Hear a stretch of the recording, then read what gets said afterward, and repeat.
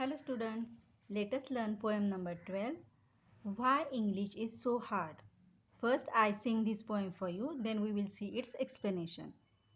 We will begin with a box and the plural is boxes, but the plural of ox should be oxen, not oxes. You may find a lone mouse or a whole lot of mice, but the plural of a house is houses, not highs. If the plural of man is always called men, why shouldn't the plural of pan be called pen? And I speak of a foot, and you show me your feet, but I give you a boot. Would a pair be called bit?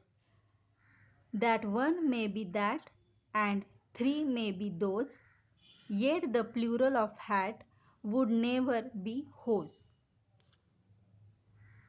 The masculine pronouns are he, his, and him, but imagine the feminine she, she's, and shim. So, our English, I think you will all agree, is the trickiest language you ever did see. Now, let us see its explanation. The poet says in this poem that the English is trickiest language. Means what? It is quite difficult to learn, difficult to understand. Why? Because some pronunciations are different. How? The poet give many examples, like when we see a box, means there is only one box, we call it a box. It is singular.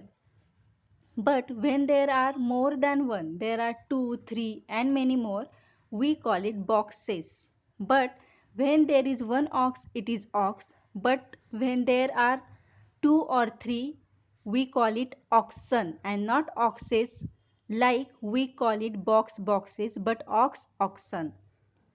In second stanza, he says that when there is a mouse, only one mouse, we call it singular mouse. But when there are plural mouse, means what? There are many mouse, then we call it mice. But the plural of house is houses and not highs.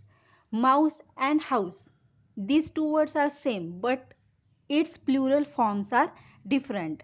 Mouse, mice, house, houses, and not highs. In third stanza, the plural form of man is men.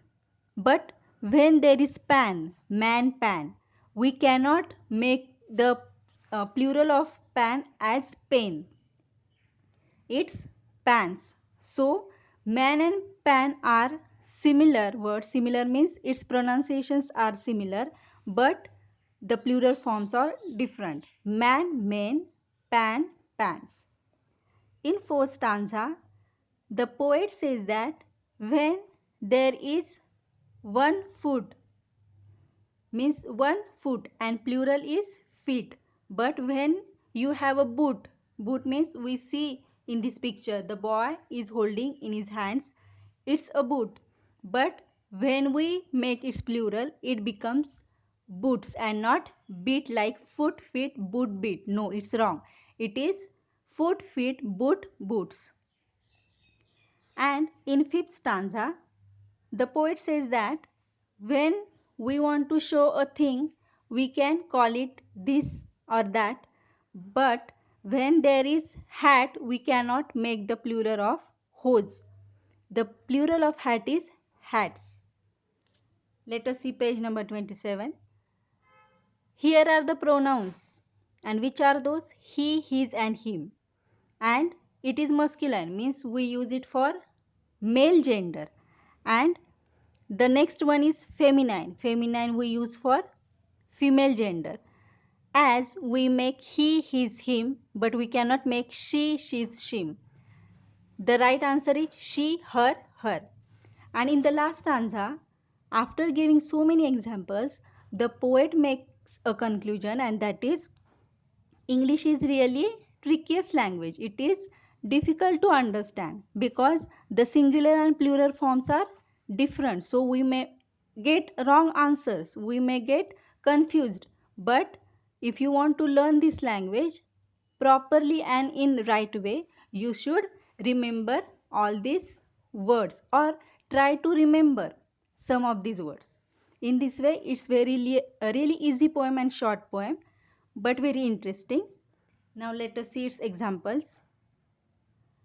Again, box, boxes, ox, oxen, mouse, mice, house, houses, man, men, pan, pans, foot, feet, boot, boots, hat, hats.